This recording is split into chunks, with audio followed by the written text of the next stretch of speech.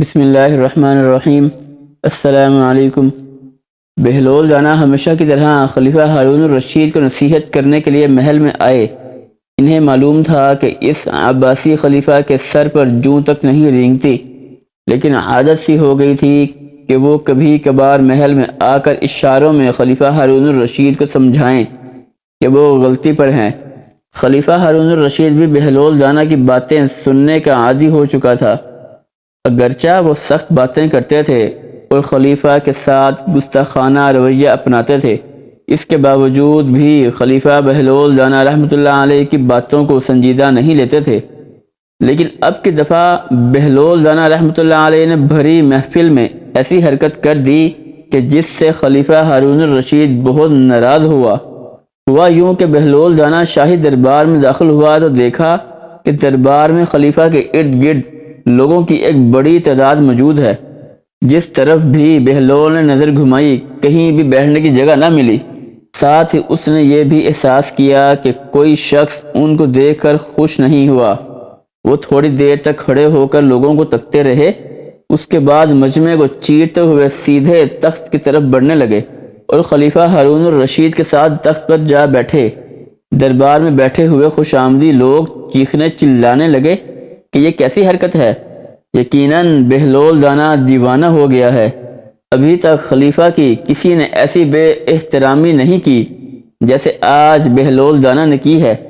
خلیفہ ہارون الرشید لوگوں کی باتیں سن کر بہلول کی طرف غصے سے دیکھنے لگا، لیکن بہلول رانا ٹس سے مس نہیں ہوئے۔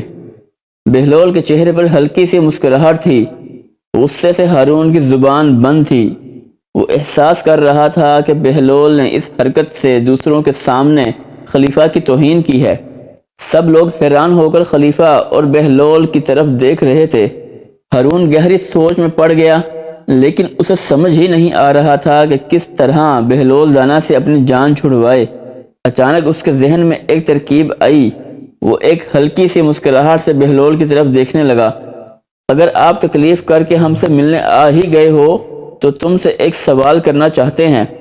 اگر تم اس کا جواب دو گے تو ہم تمہیں 1000 دینار انعام میں دیں گے، لیکن اگر تم اس کا جواب نہ دے سکے تو ہم حکم دیں گے کہ تمہاری مونچھیں اور داڑھی منڈوا کر ایک گدھے پر سوار کر کے گلی کوچوں اور بازاروں کے چکر لگوائے جائیں۔ بہلول سمجھ گئے تھے کہ خلیفہ انتقام پر اتر آیا ہے، اس لیے اس کی توہین کرتے ہوئے بولے کہ مجھے تیرے دیداروں کی تو ضرورت نہیں ہے، البتہ ایک شرط کے ساتھ تیری پہیلی بوجھنے کے لیے تیار ہوں۔ خلیفہ ہارون الرشید نے پوچھا کہ کیسی شرط؟ بہلول رانا نے کہا کہ اس شرط پر کہ تم مکھیوں کو حکم کرو کہ وہ مجھے نہ ستائیں۔ ہارون سر جھکا کر سوچنے لگا، اس کے بعد دوسری طرف دیکھا۔ ایسا لگ رہا تھا کہ وہ توقع کر رہا تھا کہ کوئی شخص بہلول رانا کو جواب دے دے، لیکن سب کے سب دنگ رہ گئے۔ مجبوراً ہارون کہنے لگے کہ یہ ناممکن ہے، اس لیے کہ مکھیاں میرا حکم نہیں مانتی۔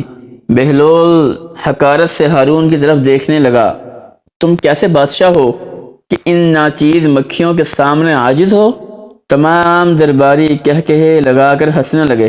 خلیفہ ہارون غصے کے عالم میں ایسے درباریوں کو دیکھنے لگا کہ اس کے رعب کی وجہ سے سب درباریوں کی ہنسی ایک دم رک گئی اور سب پر سکتہ طاری ہو گیا۔ بہلول کو اندازہ ہوا کہ اس نے حد سے زیادہ دوسروں کے سامنے رسوا کیا ہے۔ اس کے بعد بہلول رانا نے یہ ارادہ کیا کہ ہارون کی دلجوئی کرے اور اس کے غصے کو ٹھنڈا کرے۔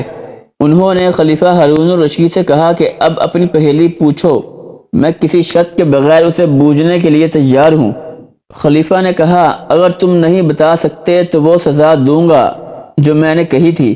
اب یہ بتاؤ کہ وہ کون سا درخت ہے جس کی عمر 1 سال ہے اور اس کی 12 شاخیں ہیں، ان میں سے ہر ایک شاخ پر 30 پتے ہیں، ان پتوں کا ایک رخ روشن ہے اور ایک رخ کالا ہے۔ بہلول رانا رحمۃ اللہ علیہ سوچ میں پڑ گئے۔ انہوں نے بعض لوگوں کو یہ کہتے ہوئے سنا کہ یہ کیسا عجیب سوال ہے، بہلول رانا تو اس کا جواب نہیں دے پائے گا، بہلول کو تو اس کی سزا ملے گی، بیچارہ بہلول۔ خلیفہ ہارون الرشید فاتحانہ انداز سے مسکرا کر بولے، اگر پہیلی کا جواب نہیں دے سکتے ہو تو دیر مت کرو اور سزا کے لیے تیار ہو جاؤ۔ اس نے درباریوں کو حکم دیا کہ بہلول دانا کی مونچھیں اور داڑھی کاٹ دی جائیں اور گلی کوچوں میں گدھے پر بٹھا کر پھرایا جائے۔ بہلول دانا خلیفہ کی بات کاٹ کر بولا، یہ درخت سال ہے، 12 ٹہنیاں اس کے 12 مہینے ہیں اور 30 پتے سال کے 12 مہینے ہیں، اور اجلا رخ دن کا اور کالا رخ رات کا ہے۔ جواب سنتے ہی دربار میں شاباش شاباش کی آوازیں گونجنے لگیں۔ سب خوش ہو کر بہلول دانا رحمۃ اللہ علیہ کو داد دینے لگے، لیکن خلیفہ ہارون الرشید خاموش رہے۔ خلیفہ ہارون الرشید افسردہ ہو گئے تھے اور ان کے چہرے پر شکست کے آثار نمایاں تھے۔ اگر آپ کو یہ ویڈیو اچھی لگی ہو تو اس ویڈیو کو اپنے دوستوں کے ساتھ شیئر کیجیے گا اور اس چینل کو سبسکرائب کیجیے گا۔